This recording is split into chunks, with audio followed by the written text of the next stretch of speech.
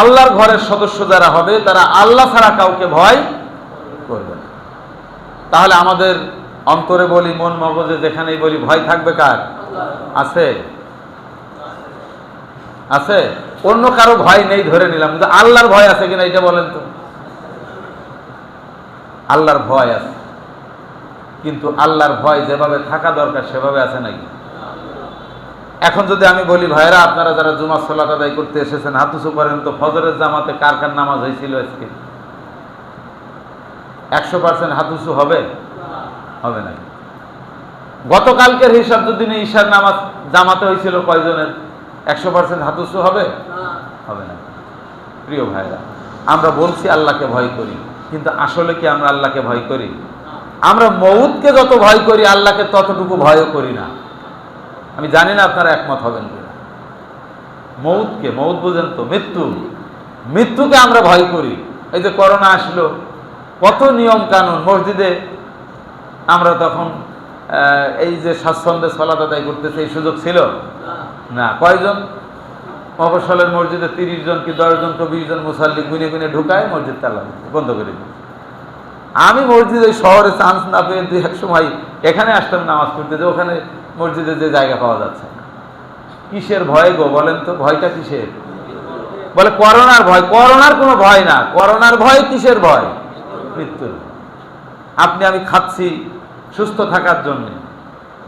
সুস্থ যদি না থাকতে পারি কি হবে? অসুস্থ হয়ে যাবে। অসুস্থ হলে কি হবে? মৃত্যু হবে। আপনি যেটাই দেখবেন মূলে ভয় আছে কিসের? মৃত্যুর ভয়। এজন্য আমি বলেছি আমরা মৃত্যুকে যতটুকু ভয় করি আমার আল্লাহর ভয় কিন্তু ততটুকু হয়তোবা নেই আমাদের। অথচ এই মৃত্যুর মালিকও কে? আমার হায়াত এবং মউতের মালিক আল্লাহ। আমি কতটুকু সময় পৃথিবীতে থাকতে পারবো সেটা একমাত্র জানেন কে? আমাদের কোনো সুযোগ নেই। প্রিয় ভাইরা, এজন্য একমাত্র পৃথিবীতে শুধু মসজিদের মধ্যে এসে আল্লাহকে ভয় করলে হবে না। আল্লাহর ভয় থাকবে জীবনব্যাপী। কতটুকু? জীবনব্যাপী। আল্লাহ বলছেন, ওয়া মা খালাকতুল জিন্না ওয়াল ইনসা ইল্লা লিয়াবুদুন। আমি জিন এবং মানব এই দুইটা গোষ্ঠী, এই জাতিকে আমার দাসত্ব ছাড়া অন্য কোনো কারণে সৃষ্টি করিনি। আল্লাহ কিন্তু সৃষ্টি করেছি তা বলেননি। ওয়া মা খালাকতুল জিন্না, আমি সৃষ্টি করিনি। তার মানে আমরা পৃথিবীতে আমাদেরকে পাঠানো হয়েছে, আমরা এসেছি কার দাসত্ব করার জন্য? আল্লাহর দাসত্ব। সে আল্লাহর দাসত্ব কি মসজিদের মধ্যে শুধু না বাইরেও আছে?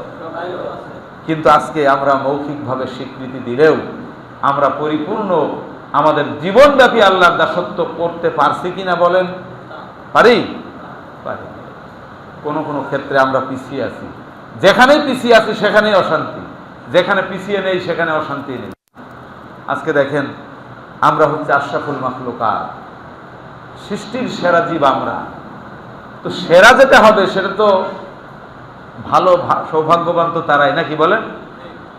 আমরা যদি আল্লাহর পক্ষ থেকেই স্বীকৃতিপ্রাপ্ত শ্রেষ্ঠ জাতি হয়ে থাকি তাহলে আমাদের মধ্যে অশান্তি কেন বলেন? অশান্তি আছে না নাই? কথা বলেন না যে অশান্তি আছে না নাই? অথচ দেখেন প্রাণীকুল, দেখেন সৃষ্টি জগৎ, আমরা বাদে আর যা আছে ধরে নিই যদি 18,000 মাখলুকাত, তাহলে 17,999টা সৃষ্টি তো আল্লাহর আছে। আমরা বাদে যত সৃষ্টি জগৎ আছে সেখানে কি আমাদের মতো করে অশান্তি আছে নাকি? তারা মিছিল মিটিং করে না, বিদ্রোহ করে না কারোর বিরুদ্ধে।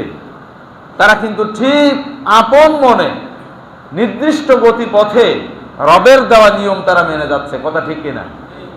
আর আমরা আমাদের এই আপন মনে নির্দিষ্ট গতি পথে আমরা আমাদের রবকে মানতে পারছি না, যার কারণে আমাদের অশান্তি। প্রিয় ভাইরা, এজন্য আমি আপনাদের কাছে বিনীত অনুরোধ করব, আমাদের ইমানের দাবিতে আমরা যদি অটুট থাকতে চাই তাহলে আমাদের কলবে, আমাদের অন্তরে একমাত্র ভয় থাকবে কার? আল্লাহর ভয়।